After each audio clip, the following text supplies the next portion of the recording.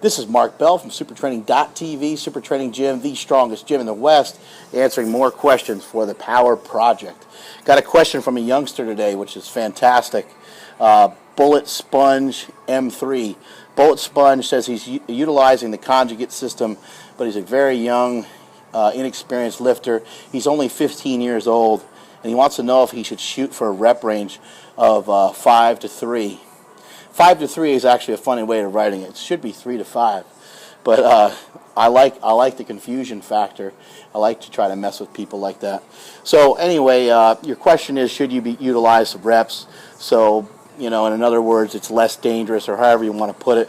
I would say no. A lot of people, want to say like, oh, if you're new, or if you're skinny, or if you're this or that, then you should utilize higher reps.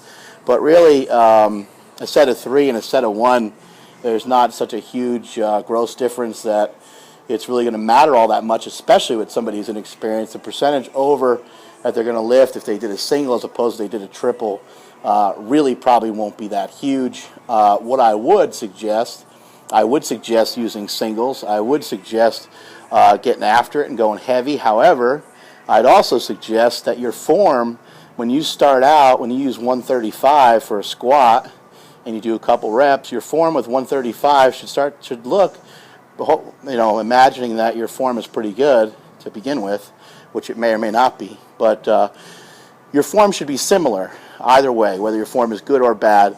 It should be similar with the lighter weights as it is with the heavier weights. And if you're starting to really get some dysfunctional squatting or dysfunctional benching or deadlifting going on, then you will have to be careful. And you will want to shut it down early.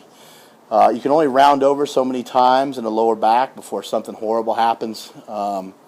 You can round over a couple times. There is some of that to a certain degree that is manageable without any real problems, but you will have to be careful. Again, I would suggest getting after it. Tap into that central nervous system. Tap into getting those heavier weights.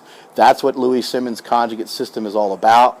It's all about handling heavy shit, and the sooner you learn how to do it, the better. Learning how to do stuff for sets of 5, learning how to do stuff for sets of 3 is cool. It's okay, but it's not as cool as doing singles, and it's not going to have the same effect as doing singles. So again, to reiterate, I would get after your singles. I would go with the heavier weights. Now also, you're going to want to listen to this too.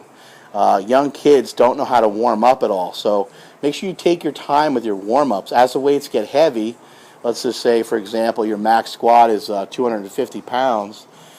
As the weights start to get heavy, I'll see a guy who'll go from 225, he'll do that for a single, and then he'll try 260, which would be a 10-pound PR, and he'll miss it, and then that'll be it, or he'll miss it like 4 times. And really, if you really think about it, you didn't really get any work in. You did the 225 for a single, but that was really it. So I would suggest in your warm-ups, once it gets to be above about 75 or 80%, making small jumps, 3 to 5% jump, just off the top of my head, just saying 15 to 20 pounds per set would be a decent jump.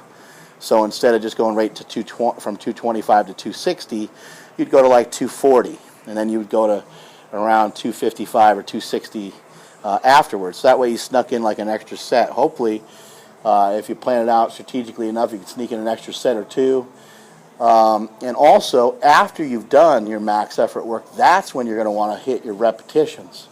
If you're going to do any repetitions, you're going to work on your form, you're going to work on this or work on that, you want to do it after you did your max effort work. So that way you're stimulating the central nervous system, you're turning your body on, getting your body used to those big weights, turning that central nervous system on, getting it on board with hitting big weights, and then you're also going to train the muscular system afterwards for sets of 5 to 8 reps.